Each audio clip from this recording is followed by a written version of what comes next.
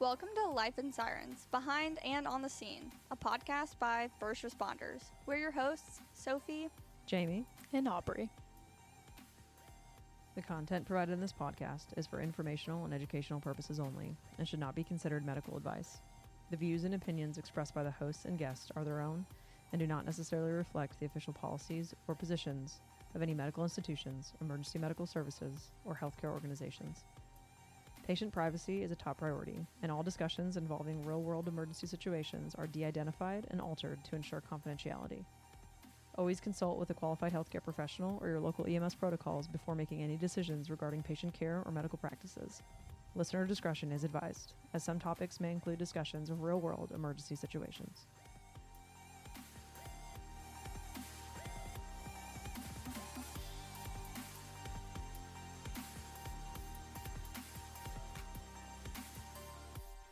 Welcome to another episode of Life in Sirens. Today we are going to do a Q&A with none other than my mother.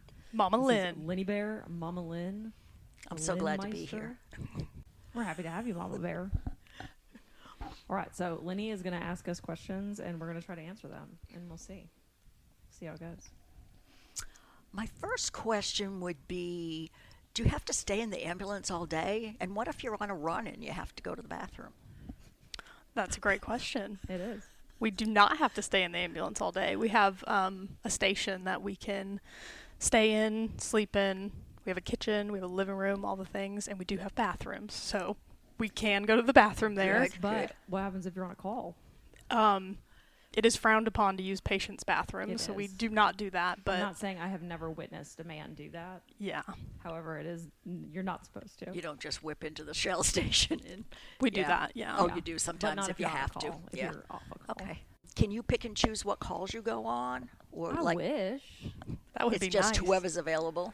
Yeah, whoever's the closest ambulance to the call I is wish whoever we could goes. pick and choose, though. That'd be nifty. If I was like, that one sounds boring, give it to someone else. It's like That'd be the double it and pass it along. Well, how do you find everything in the ambulance? There's so much stuff that you have to keep. Well, Oh. I find everything in the ambulance because I have an Aubrey Lucas. Not everybody does, but she has organized our trucks to the point that everything is acrylic bins, so it is super easy to see everything, and it's just perfect. So that's why I can find everything. Organization is key. It is key. That is Because key. if not, the amount of times that I have just dumped out a bin to try to find what I needed prior to the organization was a lot. Yeah, or The bags. Peds bag. Mm-hmm. The Peds bag, basically the way the Peds bag worked is you would unzip it and just dump it on the floor and then try to locate whatever it was you had. Not anymore. That was not stressful at all. No, 0%, no. yeah. And you have to have a good memory, too, or you won't remember where everything Apparently, is. Yeah. Yeah. And let me tell you, executive functioning is not necessarily our strong suit. So. No. We all have ADHD. It's very bad. How do you decide who drives and who's in the back with the patient? Rock, paper, scissors. Rock, paper, scissors. That's Well, kind of what I thought maybe. But not all the No. time. It depends. Whoever's had sleep and not going to fall asleep. So in the mornings, Yeah. when we come on shift, now this Bright-eyed, is pending that bushy-tailed. nobody's worked overtime or whatever, but in the mornings right when we come on shift, we will do rock, paper, scissors to see who takes the first call, and then we go call for call. Okay. But if you don't work on an ambulance with a double medic, Mhm. then it depends on what kind of call it is. So do you work an 8-hour day like regular people? I No, wish. Well, no, actually, I don't wish. No, we work 24 hours on and are super lucky because we're 72 hours off. Oh, that's nice. It's very nice. Yeah. Mhm. So I suppose you getting paid a lot to do this job. Oh, yeah.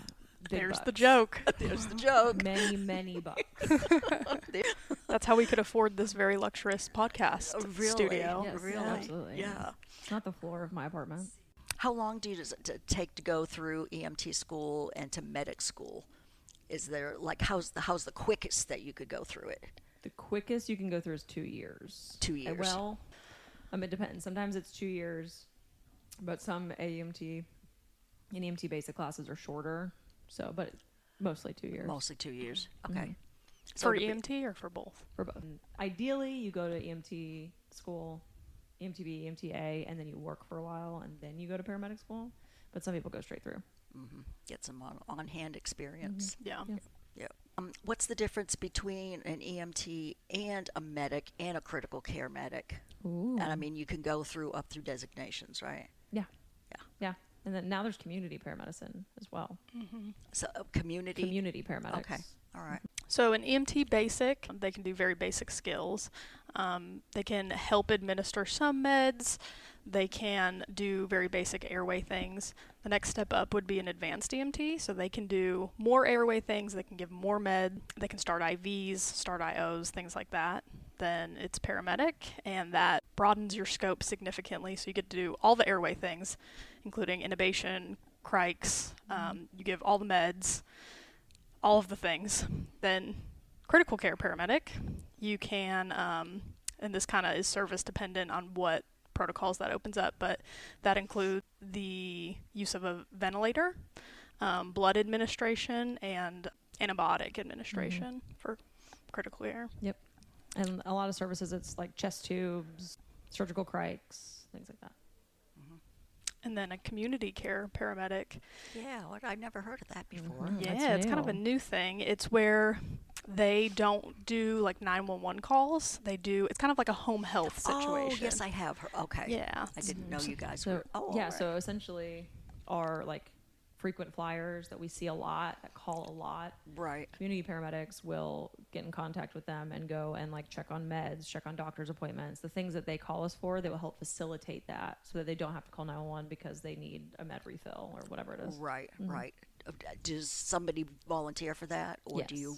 Oh, they Yeah. do. They volunteer. Yeah, so you have to get hired in it and all the things, but it's through a service. Oh, okay. So it's Yeah. a real position Yes. that somebody takes. Okay. Yeah, so all right. there's not a lot of 911 It's not a services. rock paper scissors. It is like not that. a rock No. paper scissors All situation. right. There's not a whole lot of services that do it right now, but there's getting to be more and more. Yeah. And some of them can do really cool things. Like there's some services that their community care paramedics can go and do like sutures on scene and stuff like that. Yeah, Oh, which that's is cool. There's a Yeah, couple yeah, that they're yeah. linked with a mid-level, and so they can prescribe on scene and things like that, which is cool. Yep. Yeah. Mm-hmm. That saves a lot of non-emergency. Yeah, it saves a lot Calls of so resources that they and can- time, yeah. and yeah, for sure. Absolutely. So when you get a call where you're located, is there what approximate time? How much time would it take you to get to? Well, I guess you can't really do that because it depends on where in the county it would be. Because it would Yeah, take you you a never different amount of know. time each way. But Yeah. Yeah, Yeah. you never know. The national average is around 8 minutes that it takes from the Okay. time you call 911 to get an ambulance. I think our service is around 7 minutes okay, is our average. Around 7, and so it can be anywhere from sometimes we're like 2 minutes. yeah, People will call and they're still on the phone with dispatch when we get there. yeah, yeah, And then there's some parts of our county where it would be like 10, 15. right. You know, but Yeah, because we- you have a nursing home across the street, right? Oh yeah, there's Yeah. so Yes. just But a- you have to take the just a truck plethora. out and Oh, and the amount park of it. You times can't that just I go have across the almost just street. started walking Yeah. across the parking lot, and I'm like, oh, we need that ambulance. We're going to Yeah. need that We're gonna need eventually. that. Yeah, thing. yeah. Like anytime we get a walk up to the station, Yeah. we had a, I guess, drive up overdose, and they pulled up, and she was in the back seat and blew. But most of the time we drive our truck to them, and so we just start treating her in the car, and then realize that we have to pull our ambulance out of the bay. Like we're gonna need it. Yeah, we have nowhere to Right. put Yeah, her. and so we're looking at each Right. other like, who's gonna get this? Uh-oh. Most of the time Yeah. we don't have to get it. So, do you ever get scared having to drive so fast through traffic with your lights and sirens? Yeah, Jamie, do you ever get scared when I'm Never. driving so fast through traffic you're- lights and sirens? When Aubrey is driving so fast through traffic with lights and sirens, I do get You do. scared. I do. You We do. have rules around speed. Do you blindfold yourself? We have actual like legal rules around speed, but we also have Aubrey rules around speed, which is whether we're in the city or in the county, and pedestrians and lots of. That's Mhm. funny. That's Mhm. funny. She's a little speed demon. Mhm. She likes to go fast, but honestly, it's the most fun part. Yeah. Yeah. Well, There's and then lots you of get the giant services. horn for those people The that air will horn. not move over. That is also or very do fun. know not how to. Yes. Yeah. Yeah. There's a lot of services that are starting to priority dispatch. So if someone calls and it's not considered a life-threatening emergency, the trucks will respond non-emergency to them. So they won't go lights and sirens. Right. And it's much safer. So overall, it is better. But it And makes then you probably drive because Aubrey just wants the exciting She runs. just wants to go fast. Yeah. Okay. Yeah, and it is much safer, but it is, man, it's way less fun. It hurts my soul. Good. Cool. I thought it would be fun, but it could be aggravating too, I suppose, because even being on the street, driving around, and ambulance is in the back of me. If you're not watching your rearview mirror, you don't know it's coming up. Yeah. And then all of a sudden, Mima or whatever is like stops in the middle of the road or goes the opposite direction that everybody's pulling over or something, and it's Always that person that goes to the left, right Yeah. in front of you, Yes. and you're like, They will go left, right Yeah. in front of you, and slam on their brakes. Yeah. And you're like, why was this the answer? yes, Or yes, sometimes it's terrible because there's like one person that follows directions, but they follow directions to a fault. So there will be a right shoulder, and there's traffic on all other lanes. So the only thing open is the right shoulder. and they're blocking And it. inevitably one person will pull Yeah. into it. Yeah, And we're like, yeah, the one time somebody goes to the right, one not the shoulder. The Yeah, one not the time. not the shoulder. Yeah. When you pick up somebody and they're saying they're having a hard time breathing, or how do you know if they're having a heart attack or anxiety or So it depends. So it depends on what people's complaints are and kind of what they present with. So like when you show up and you see them, the way they look matters a lot. A lot of times people that are having a heart attack are pale and they're sweaty and they look a bit stressed.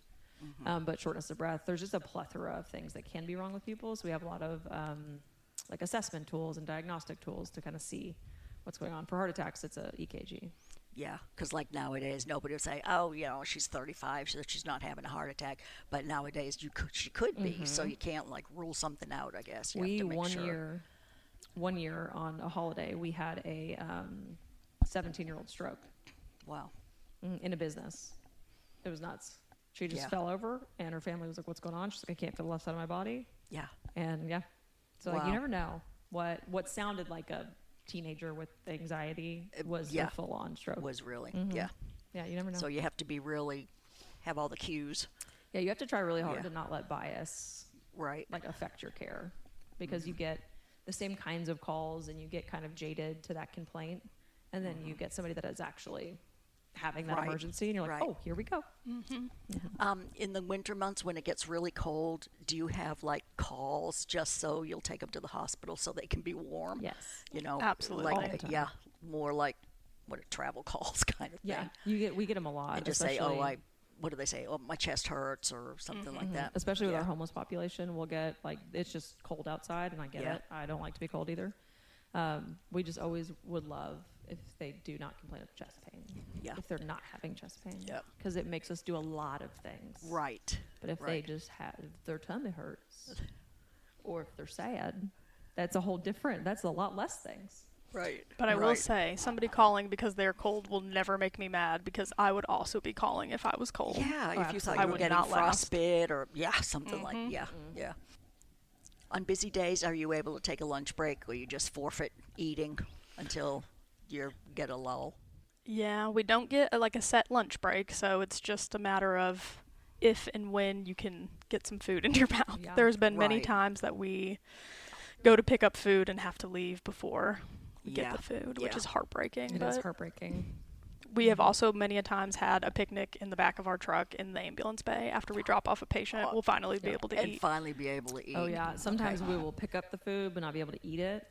And then I always feel terrible when we get a patient that's like nauseous. Yeah. And they'll be like, "What? It smells like food in here." And we're like, "Yeah, we were trying to eat." Eat. Yeah, We're trying to eat. Our we have bad. to eat. Our bad. We have to eat.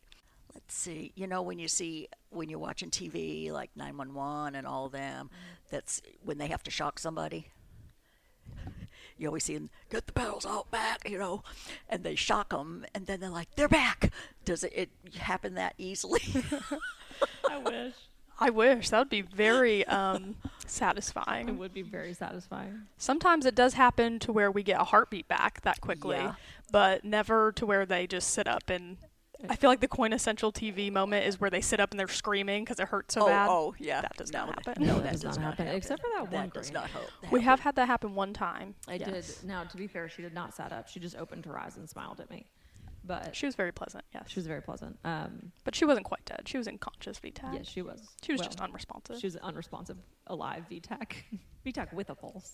VTAC, yeah, sorry. VTAC with a pulse. She's still at pulse. Conscious, She's but not conscious. conscious. What you do, you just shock her back into rhythm. Yeah, If it- she was yeah. VTAC with a pulse, and it was her pressure was terrible, and she was unresponsive. And we cardioverted her, and she woke up. Well, and then you have, if you get a call for someone like on the sidewalk or whatever, and you have to say, is it a drug overdose? Is it a heart thing? Is it a stroke? Is there like a quick identification thing that you... I think that goes back to like we have to use all of our tools. All of the so tools, there's like certain things with a drug overdose that we can tell pretty quickly. Like their pupils will be very pinpoint. That's Okay. kind of a telltale sign. And a lot of times, now they don't always have to be young people, but more often Right. it is, and they're very blue. Yeah. Oh, Like okay. very blue, and that's Okay. odd for other Okay. other Pathologies. pathologies that are not like a cardiac arrest. And get the But they will Narcan be out. blue Okay. with like a very strong pulse most of the time. Okay. Yeah, it really depends. But like strokes, we have like a BFAST scale, which is quick. But you get really, EMS is very good at like intuitive assessment. And so you learn to read people really well. You would have to. Because we yeah. don't have labs and things like that. So you Right. can't just be like, let me run all these tests and come back. You have to like figure out what they look like. Right. Yep. Good. Oh, yeah. Like, do you have to cut people's clothes all the time? All the time. All the time? Every patient. Every single one. Yeah. No. Any trauma, we cut Just people's the clothes traumas. off. Yeah. Yeah, And just like to get a pretty better significant access. trauma. Okay. Yes. And so you want to make sure that you can see every single part Yeah, of them. yeah. On traumas that are like an isolated injury, Right. I will give them an opportunity to take things off instead of just cutting everything. Yeah. But a lot of times people don't care when they're Yeah. hurting. But like, oh gosh, motorcyclists, they do not like cutting leathers and boots and no. They will take those off through like broken limbs Yeah. before they let you cut them. Like a motorcycle vest, like the leather vest, do not Yeah. cut that. No, Okay. you will. They'll put their You will broken arm regret through it. it before Yeah. they let you cut it. Yeah. So if you get somebody that's like seriously injured and just bleeding and bleeding and bleeding and losing a lot of blood, on TV you always hear them say, we're losing them. Is that that happen? No, really- I mean, does that happen? Normally we just scream and run around in circles. Oh No. Oh no. Ideally, if someone is losing that amount of blood that profusely, most time it's in a place that we can stop it. Yeah. Ideally, but no, we do not scream we're losing them, mostly because the patient can hear you. Yeah, it's not a good look. Oh no, I bet it's not. It's not a good look. And Yeah. they're like, "You're what?" And we're like, "Oh, you're fine. Were you talking to me? Simmer down. It's fine. No. Yeah. We're talking about someone else." Yeah, Oh, just the guy wow. over there. Oh wow. And a lot of the times, I think it's portrayed on TV that people die, but a lot of the times people die. Yeah. It's a very progressive, and you can see it coming. You can see it So coming. hopefully, you're intervening on that before it gets too irreversible. Absolutely. But there should be no shouting in the back of the truck. We're losing No, them. no. Do you guys like cook your meals in the state? Well, I know some of the ambulances are with the fire department, right? They're all in one place. Yes, But some you- services are. You guys have your own EMS paramedic or EMS stationed. Yes. So you have a kitchen and cook like the fire guys do on TV and do that kind of stuff, So or yes and no. So we have the capability okay, to cook, but like fire departments, a lot of times unless there is another fire truck out of their jurisdiction, fire does not leave their zone. So they go to a call in their zone. They clear that call in their zone. They go back to their station. okay, But we have to leave and transport and go to calls in other zones. and right, all right. So things. it doesn't. we don't have the time that they have. Yeah, yeah. So not often, but sometimes. It Sometimes. depends on how busy Yeah. you are, how busy your station is. Right. Yeah, Right. occasionally we will, Yep. but Yeah. we're not near as luxurious as Yeah. fire is. Yeah. And some of our trucks are housed with fire. So Right. those lucky ducks just get to Yeah. eat what fire cooks them. So So they they- get to reap the benefits. They do. Yeah, yeah. Is there an average of every time you get a call and you have to treat somebody, do you always take them to the hospital? Or do you treat some on the street and then they can So leave? the technical answer to this question is anybody at any time can refuse treatment or Right. transportation. So there are some times that we start a treatment on scene and they are like, I do not want to go to the hospital. So in that case, we would have them like sign a refusal form and tell them that we recommend them going to the hospital, but we don't kidnap people. So Right. technically, if they don't want to go, they don't have to. Okay. Some places do have like treat and release protocols where Treat you 'em can and just street them. treat them and treat them. Okay. Where you can do that. Yeah. But for the most part, anytime that we do an intervention, we do at least attempt very hard to take them to the hospital. Yeah, we would like them to go. With all the confusion on the sites when you get called in, do you ever like lose equipment? Lenny Bear. Jaime is looking right at me. I have been known occasionally, and by occasionally I mean at least 4 or 5 times, I have left our jump bag on scene, which our jump bag is very important. It has a lot of our meds in it, a lot of our airway equipment. Oh, no. We now have an air tag in our jump bag because I have left it on scene so many times. So yes. So, well, probably a lot of other people have one too that don't Maybe. talk about it. Yeah. Yeah. I have Yeah. also Yeah. left our Because jump that's bag, so. with all the stuff around and confusion on especially a like really bad scene. I can see you just losing, Oh, yeah. losing stuff. Well, and a lot of our bags look like other departments' bags too. Oh. So sometimes we will trade bags. There's nothing more confusing when you open up what you think is your jump bag and it's the fire department's. It's You're the like, fire where department. are all my things? Yeah. Yeah. Yeah. I've left computers on scene. I've left bags on scene. Oh yeah. I've left a lot yeah. of things. I can see how that's easy to do. I left a whole spine board on scene once. It's wild. So, what is the weirdest call? Or the weirdest, Weird.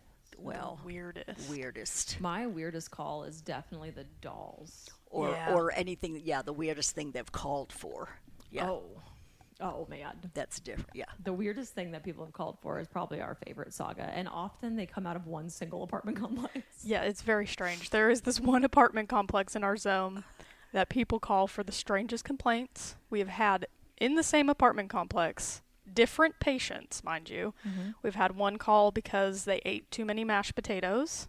They were salty. We've had one call because they drank too much coffee, and one call because they ate 2 apples. ate 2 apples. Yes. All different people, same complex. The Yeah, salty that's- potatoes was fearful that their blood pressure was going to be high. The too much coffee was like, I drink too much coffee, now I'm jittery. What do? Ride that high, my friend. And then the 2 apples was a diabetic human who didn't know that apples had sugar. Wow.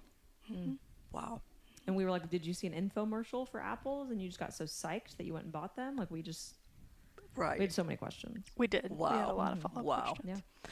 But I think people call for a plethora of reasons. We've had people call because they couldn't reach their TV remote. We've had people call because They they lost needed their help Dog. finding their dog. Just are Just real. just crazy. Do you have to have good intuition? I guess you would have to know when somebody's lying to you or giving you false information and you know that can't be what's going on. Yeah. Yeah, there's a lot of times where people will either omit things and we'll be like, there's clearly something missing to the story, or they will be like making up a series of complaints that don't make a lot of sense. I think my favorite is when people have researched the symptoms for some kind of disease and then they like really buckle down on that they have every single one of those symptoms, and we're like, that is just not And they say them verbatim. Yeah. verbatim. Like if yeah. you Googled it, it is absolutely verbatim what Right. Google says. I'm having black tarry stools. Yeah, like what? That's not a If normal. Someone said that to you or you Googled it. Yeah. That's not normal. That's right. Yeah, so people a lot of times will... Yeah, that wouldn't be a normal Yeah. thing, how description people would give. Yeah, it's very... You kind of have to suss them out. But there's certain things that we just no longer attempt to debunk any longer. Yeah, I live by the philosophy of if it is not impeding patient care, I am not here to judge. I'm here to listen. So whatever you want to tell me, I'm going to believe it. I'm just going to believe it. Yep, every single seizure that we get, I treat it. Yeah. Yep. Every single one. Well- People fake seizures a lot. It's like a thing. Don't know why, but everyone's getting meds because I'm all done. I used to be like really upset when someone would get me with a fake seizure. I'd be like, oh man. Now I'm just like, well, You really sold it, bud. Yeah, good Yeah. job. So when you guys get called to a scene, do you like run to the scene, or do you just la la la la la? We have Because on TV, you see some, they're just waddling along to the scene, and then others, they're like zooming to the scene. So yes, we have very few slogans in EMS, but one is we don't run. Because if I run, I'm either going to be out of breath when I get there, so I can't do CPR on you, or I'm going to fall, yeah, and then I'm going yeah, to be hurt. And Right. odds are I will fall. right. Yeah. And plus, that just gets your adrenaline going too much, and then you're all shaky by the time you get to the patient. You're just no Yeah. good. You're just Yeah. no good if you run. Yeah, we move with a swiftness. Yeah, we don't but- diddly daddly, but we, Yeah.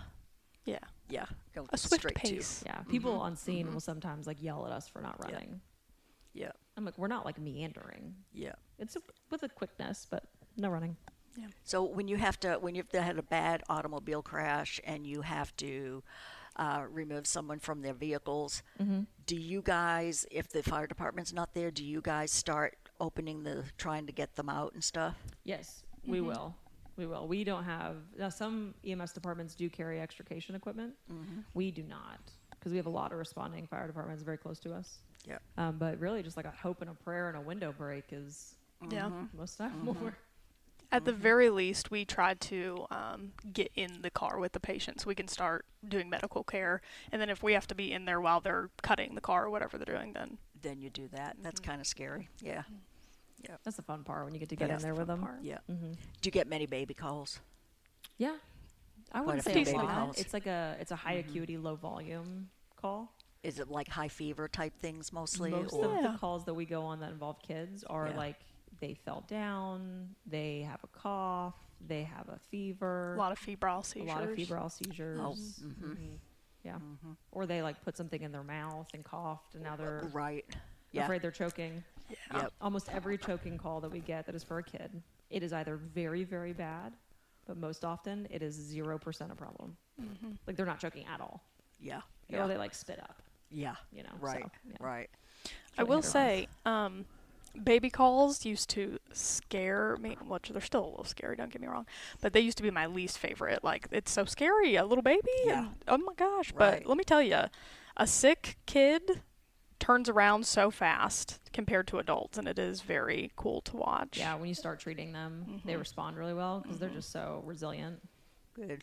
They have But they- become yeah. one of my favorites. One of the favorites now. They also, like, when a kid's sick, a kid is sick. When they're sick enough to actually need us, like, you know it. Yeah. Right. Right. Well, you guys have kind of a dangerous job, but rewarding, Yeah. but stressful. Yeah. A lot of adjectives. A lot of, yeah, it's like, not one thing sums it all up. We like to be a No. little danger mouse. Yep. Yeah. Have a lot of nice people that you work with, so that's We do. good. We But do. that really makes it. Yep. Makes it or breaks it, what your crew is. Absolutely. Do you ever get mad and have to yell at somebody? Yeah, buddy.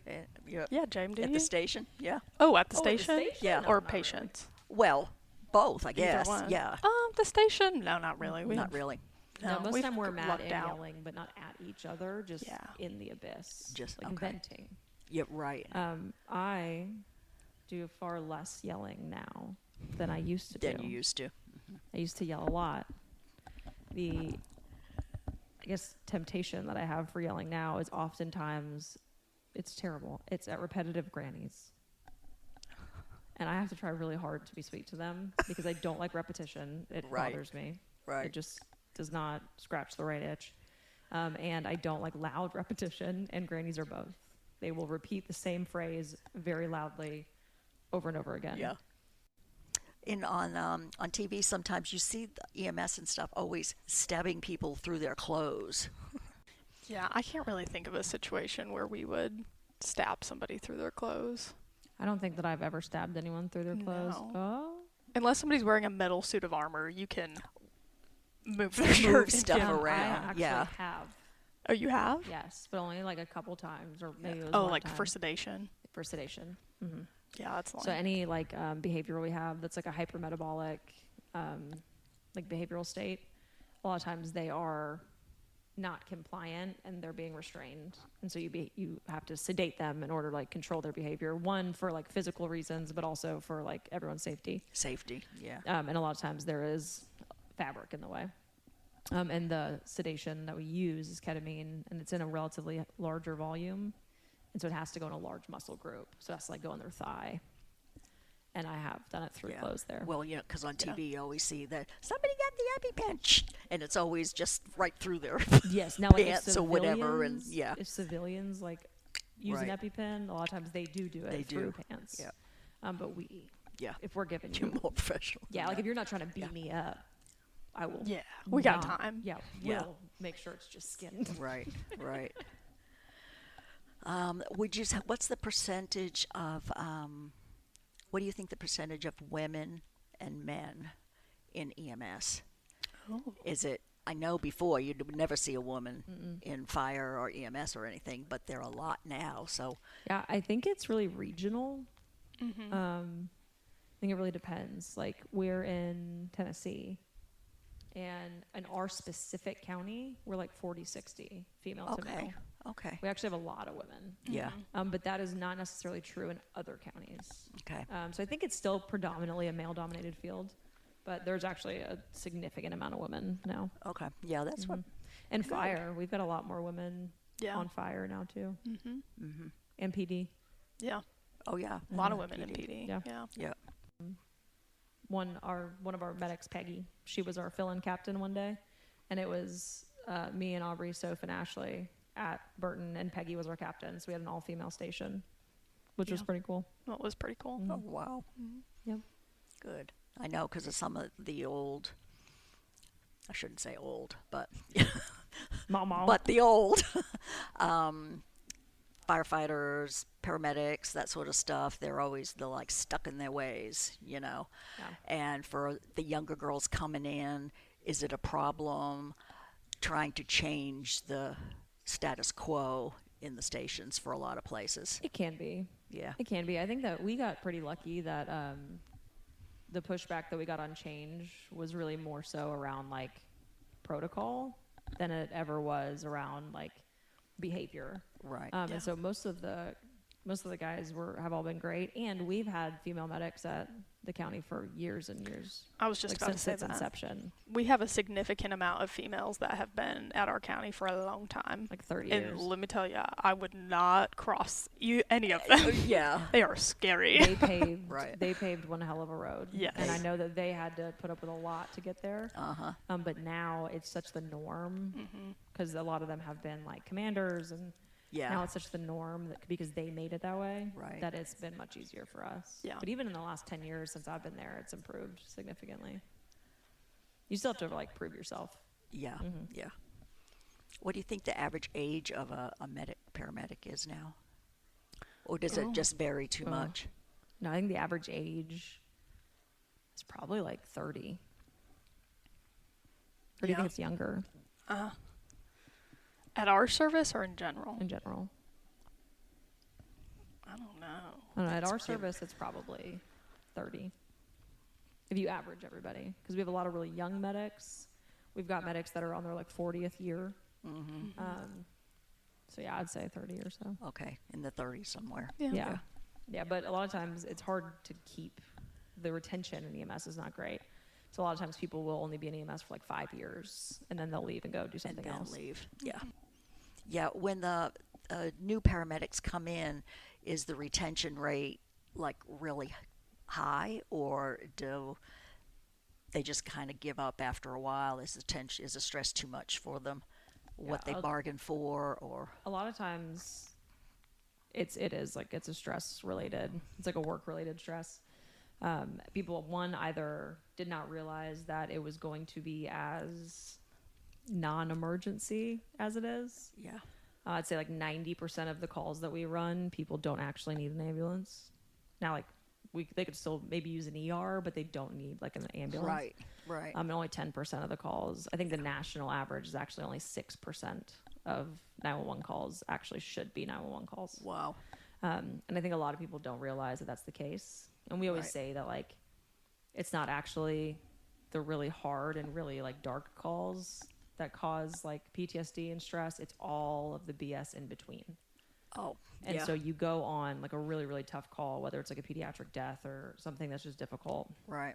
And then you will immediately turn around and run like 3 nausea vomitings and like knee pain. Yeah. Right. And those are like what causes a lot of that moral injury because it makes you so mad at the general public. Okay. And I think that a lot of times that's why people leave. Right. Mm-hmm. What do you guys, how do you guys release that tension? What do you do to keep your sanity through all the bad calls and that sort of thing? Well, I don't know if we've kept What are your favorite but things to do? I think that we have it pretty lucky because we have a really good group like at our station, and the people that we regularly hang out with are all like-minded, and we can sit and have these conversations and kind of debunk a lot of the EMS stress. But I think our favorite like activity to do is go hiking. If we ever get up here, we would take a day and we all just go hike. Yeah, we all just go hike. Yeah, and go camping, backpacking. Or like Aubrey said, we have a great like group, but we debrief our calls. So we will sit down and we talk about them, what went well, what went wrong, like all the things, so that everybody leaves that call feeling like they understood what happened and why it happened, and that helps a lot. Do all stations do that? No. You guys just work extra hard at it. We just try really hard. I think we've seen it go poorly for a lot of years. And it started out really organically because we're all friends. And then we realized that doing that actually helps to mitigate a lot of the stress that comes with the job. Good. And I also think, so a lot of our stations, it's just 2 people. It's just 1 ambulance, 2 people. We're really fortunate because there's 2 trucks at our station, so there's 4 people and a supervisor, so we have a lot of interaction. But I think a lot of people, they go on these really tough calls and they come back to the station, and maybe they're working with somebody that they don't normally work with or they don't necessarily get along with, and that's the only person that they can kind of debrief that call with. And that's not super helpful. If it's not somebody you don't trust or like value their opinion, then or if you really need to talk about that you disagree with what your partner did on that call, it's easier to do it when there's a group of you. When you're like, I don't love how this went, and you can talk about it. It's a lot harder when you're just sitting in the truck and you know you have to run the next call with them. To be like, I think you screwed this up. It's tough. And if you don't have that relationship where you can be very candid with each other, like Obbs and I are lucky that we get to have very candid conversations. And so sometimes I'll be like, well, that went well, and Aubrey will be like, no, it didn't. And we will talk about like the reasons or why or whatever, and we get to have those conversations. But not every partnership has that. No, that would be a hard thing because a lot of people would just get annoyed and put their defenses up. And especially when it's double medic, it's tough because there's like egos and pride and all of the things. And you can do paramedicine so many different ways. That sometimes it's just a difference of opinion, but sometimes it's actually like not great care. Like it just really depends. Right. So we're lucky that we get to do all of that. Wow. In your job, is there a lot of room for advancement? Not a whole lot in EMS. We have captain's positions, and we have commander's positions, and then we have office positions, and that's pretty much it. So a lot of people, there is some flexibility, like paramedics and EMTs, they can work in the ER, they can work in doctor's offices, urgent cares, things like that. But that's essentially leaving the pre-hospital field to go do that. And if you do is there a paramedic too? Yeah, paramedic too is like critical care. Yeah, that's our service specific. Yeah, we have like a paramedic 2 spot. But a lot of times if you leave pre-hospitally and you go to other areas like a doctor's office, ERs, whatever, there's no promotional aspect to working there. There is no like paramedic ER supervisor, like so there are 0 promotional opportunities there unless you go into kind of like an unrelated job. And then in EMS there's very few. And it's really like, it's kind of like the Supreme Court, you know, like they just gotta die. Like that's how, like nobody leaves command positions, nobody leaves leadership positions in EMS. Once you get it, you stay. And so there is no, until they retire or like choose to leave. There's that's like not much. There's no room, like upward growth. And so a lot of services are trying to mitigate that with like they're making their FTO positions like lieutenants and things like that to open up a little bit more space. Like we just made all of our FTO positions like a paid promotion, and so that gives you some room to kind of move up, which is nice. Right. But yeah, there's not a lot. Wow. So you really have to love the job to want to stay there for a long time. Yeah, because you could be on that truck for 40 years. Yeah. And we have some medics that have been. I know, impressively. Yeah. My Very gosh, impressive. I don't know how they do it. Is it hard on your bodies? Yeah. Getting in and out of the trucks and heavy lifting and everything? Yeah, a lot of knee replacements in EMS. Oh, okay. Yeah, I think that we don't necessarily realize it because I'm 10 years in and you're This will be my 7th year. 7th year. Yeah. Yeah. I don't think that we necessarily realize how tough it is, but Yeah. once we got auto loads, we don't have to like lift the stretcher into the truck I was going to say, I anymore. remember once you got the I stretchers that load realized- them. Yeah. I realized how much better I felt Oh, good. afterwards. But I also realized how much weaker I got because we're not squatting Squatting. that stretcher into the truck anymore. That's when James started going to the gym. Yeah. I said, Yeah. well, this is nonsense. I've got to go.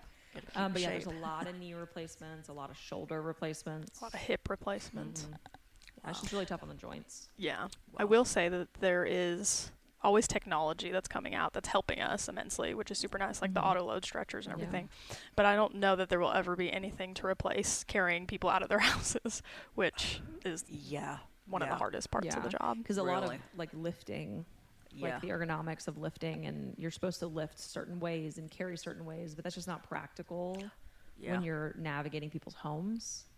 And so, like, yes, you lift with your feet, but then you have to turn and walk sideways while you're Yeah. carrying them. Yeah. And so And it's there really goes just the side back. yes, it's really Yeah. just hard to lift and carry and move correctly when you have obstacles. Especially when you have a lot heavier person. Yeah, welcome to the South. Huh? Welcome to the South. Well, I know. I mean, it's like grabbing a potato. I don't know. I'm a potato. I don't know. It is. You It's know, tough. Yeah, yeah. it's a little blueberry.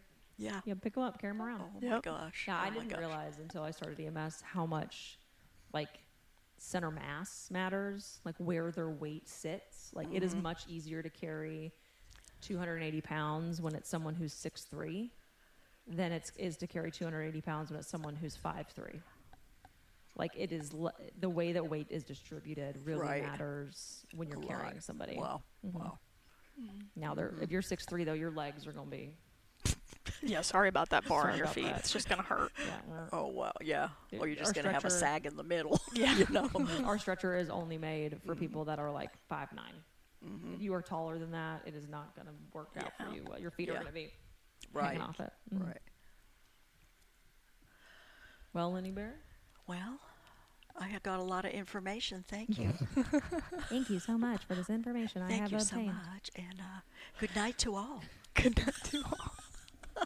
So this episode is a holiday special so that hopefully we can help negate all of the questions that you get from your family over the holidays. Just send them to this episode. Let them take a listen. Yeah, we'll answer all of your questions. Mama, thank you for coming and being on with us. Oh, sure. this It was was letting us wonderful. pester It you. was fun. Yeah. And yeah, when you are sitting at the Thanksgiving table and your pesky cousin says, "What's the worst thing you've ever seen?" Just tell them about 2 apples, guy, and it'll be all right. Yeah. Yeah. Just, don't even answer. Just send them this link. Here. Go listen. Mama Lynn said so.